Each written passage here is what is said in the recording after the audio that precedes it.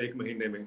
तो ये हमें जानना है कि अब वो किसान जो हैं, जिनको जिनको इतने दशकों से आप जानते हैं कि दाम नहीं मिले अपने फसलों के, उनको शायद ये समझ ही ना आए कि एमएसपी क्या होता है। क्योंकि शरद पवार जी ने ही जब वो मंत्री थे, कृषि मंत्री थे, तो उन्होंने पार्लियामेंट में कि 71% किसानों को तो भारत में पता ही नहीं है कि एमएसपी क्या होता है। तो शायद यही किसान होंगे जो ये सवाल पूछते हैं कि उससे नुकसान क्या है। दूसरी बात यह है कि जब हम ये कहते हैं कि नुकसान क्या है, तो मुझे यही सवाल उनसे पूछना है जो ये सवाल करते हैं कि मुझे बताइए कि दुनिया में फायदा कहाँ हुआ है? ये तो बता दें मुझे, कहाँ पर दुनिया में छोटे किसानों को फायदा हुआ है कंपनियों के आने से? ये क्यों नहीं ये सवाल पूछे पूछे जाते हैं इनके द्वारा कि साहब ये भी हमें बताएं, क्योंकि यही पॉलिसी मेकर्स जो आज हमें बता रहे हैं कि कॉर्पोरेट्स के आने से, कंपनियों के आने से किसान की आय बढ़ जाएगी। अगर ये आय बढ़ती है तो मुझे बताइए कि क्या अमेरिका में नहीं आय बढ़नी चाहिए? क्या यूरोप में नहीं आय बढ़नी चाहिए थी? क्या कारण है कि वहां पर इतनी हैवी सब्सिडीज देने के बाद आज जो किसान बचे हुए हैं वो भी अपने खेती से निकलकर बाहर जा रहे हैं? अमेरिका में $62,000 की सब्सिडी हर साल मिलती है। मेरे ख्याल से अगर इसको आप रुपए में कन्वर्ट करें तो तकरीबन 45 लाख, अगर मैं गलत नहीं हूं तो इसको आप देख लें, 45 लाख के आसपास एक किसान को सब्सिडी मिलती है साल में। हमारे देश में तो मात्र $280 के हिसाब से सब्सिडी मिलती है। और ये किसानों को जानना है कि हमें ये बताया जाता है कि मार्केट्स, बाजार यानी कॉर्पोरेट्स जब आएंगे तो उससे किसानों को उनकी आय बढ़ेगी। लेकिन अमेरिका में बाजार के आने से आय नहीं बढ़ी है, वो तो सरकार की कितनी सब्सिडी है उसके ऊपर डिपेंड हो रहा है कि सो कॉल्ड मार्केट एफिशिएंसी क्या है। एक बात तो ये है। दूसरी बात ये है कि जब ये सवाल पूछा जाता है कि साहब इससे नुकसान क्या है, इससे, वो मैंने जैसे पहले कहा, एक तो उनको पता ही नहीं है कि शायद उनको एमएसपी से नुकसान हुआ है। दूसरा, उनको शायद ये समझ नहीं आया है कि इकोनॉमिक डिजाइन जो है, जिसके तहत वो पिछले 4 दशकों से देख रहे हैं कि उनकी आय नहीं बढ़ रही है, और जिस सिस्टम को किसान बदलना चाहते हैं, वो किसान को बदलना बहुत जरूरी है। मैं ये मानता हूं किसान की बात कि वो सिस्टम जो इतने सालों से रहा है उसको बदलना जरूरी है। कि किसान जो है घाटे की खेती या घाटे का सौदा जो है खेती को कहा जाता है, उससे निकलना चाहता है। क्यों निकलना चाहता है अब ये भी हम देखें, क्योंकि एक आपको याद होगा कि एक मैंने उदाहरण दिया था, एक वीडियो क्लिप जो मेरा था, शायद वो कई बार वायरल हो चुका है। वो उसमें जब मैंने कहा था कि 1970 में गेहूं का दाम जो है, मिनिमम सपोर्ट प्राइस, वो ₹76 प्रति क्विंटल था, और 2015 में वो बढ़कर ₹1450 प्रति क्विंटल हो गया था। ये 19 गुना की बढ़ोतरी थी। और उसी पीरियड में अगर हम देखें, अगर हम इनकम पैरिटी नॉर्म्स को समझना चाहते हैं कि जो बाकी सेक्शन ऑफ द सोसाइटी है, डोमिनेंट सेक्शन ऑफ सोसाइटी है, उनकी इनकम किस गति में बढ़ी है, तब आपको पता चलता है कि जो सरकारी मुलाजिम है, उसी 45 साल में उनकी जो बेसिक पे और डीए, अभी मैं एमोलूमेंट्स कितने मिलते हैं उसको मैं नहीं ले रहा, सिर्फ बेसिक पे और डीए ही 120 से 150 गुना बढ़ गए। जो प्रोफेसर्स हैं यूनिवर्सिटी के या कॉलेजेस के, उनकी जो सैलरी है वो 150 से 170 गुना बढ़ गई।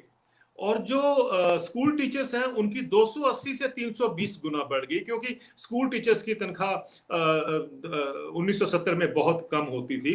तो आप देखिए इस रेशियो में उनकी तनख्वाह बढ़ी है। अगर आप उस जमाने में जो 1970 के पीरियड में अगर आपकी ₹90 तनख्वाह थी जिस स्कूल टीचर की, आज वो ₹90,000 इनकम ले रहा है, सैलरी ले रहा है कम से कम। और अगर यही गति है, आप देखिए किसान की 19 गुना बढ़ी 45 साल के पीरियड में। और ये किसानों को समझना चाहिए कि उनकी उनकी 19 गुना इसलिए बढ़ी क्योंकि इकोनॉमिक डिजाइन ये कहता है कि खेती से लोगों को निकालकर या गांव से लोगों को निकालकर शहर में लाना है, तब इनकम बढ़ेगी उनकी और इकोनॉमिक ग्रोथ होगी। ये जो एक सोच है दुनिया में थी, इसी के करके अमेरिका से लोग खेती से निकाले गए, यूरोप से लोग खेती से निकाले गए, और भारत में भी प्रयास चल रहा है। सक्सेसिव गवर्नमेंट्स जो हमारी हैं, कई सारी गवर्नमेंट्स ने पूरा प्रयास किया कि हम लोगों को खेती से निकालकर बाहर लेके जाएं। आपको याद होगा जो रिजर्व बैंक ऑफ इंडिया के गवर्नर साहब हुआ करते थे, रघुराम राजन जी, उन्होंने एक इंटरव्यू मुझे कभी भूलती नहीं है, उन्होंने कहा था कि भारत में सबसे बड़ा रिफॉर्म तब होगा जब हम खेती से लोगों को निकाल कर शहर में लेके आएंगे, क्योंकि शहर में चीप लेबर की जरूरत है, यानी दिहाड़ी मजदूर की जरूरत है। अगर ये हमारी इकोनॉमिक सोच है तो मुझे लगता है कि हमारे किसान भाइयों को ये समझना चाहिए कि हमें गांव से निकल के, चाहे आपकी 1 एकड़ की लैंड होल्डिंग है, लेकिन आपके पास वो इनकम सिक्योरिटी है।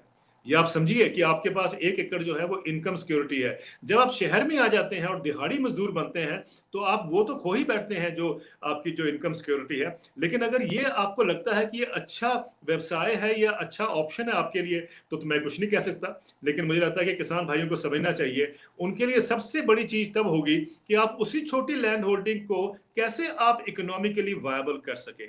कैसे उसके उससे जो भी आप पैदा करें, वो आपको एक एश्योर्ड इनकम के माध्यम से मिले। अरविंद जी, आप भी खेती करते हैं, आपका परिवार भी खेती करता है। मेरी फैमिली में भी हमारे पास भी 1 एकड़ से कम ज़मीन है अपने गाँव में। और जी। जो हमारा प्रोड्यूस आता है, मैं तो बिल्कुल लघु या सीमांत किसान में आता हूँ।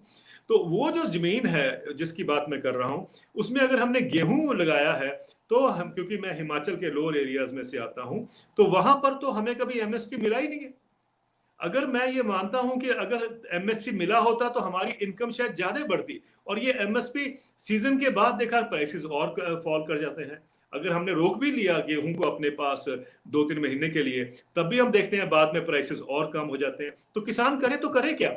उसको एक एश्योर्ड इनकम चाहिए by way of assured price, यानी उसको दाम अगर एश्योर्ड मिलता है और साथ में जिनके पास कुछ बेचने को नहीं है, उनको तो कम से कम ये भी एश्योर होना चाहिए, जैसे मैंने हाल-बार कहा है कि जी। डायरेक्ट इनकम जो कि इस सरकार ने, आप जानते हैं 2018 में पीएम किसान निधि जो स्कीम आई है, उसको हमें और भी अभी बिल्डअप करने की ज़रूरत है। लेकिन सबसे बड़ी इंपॉर्टेंट चीज़ है कि हम समझें कि कैसे हमें एक सिस्टमैटिक तरीके से हमें खेती से बेदखल किया गया है, हम शहर में ला रहे हैं। सिंपल तरीका लोगों को गाँव से निकालने का यही है कि आप उनको इकोनॉमिकली एग्रीकल्चर को घाटे का सौदा जैसे कहा जाता है हिंदी में, वो बना दीजिए और किसान मजबूरन खेती छोड़कर बाहर आएँगे।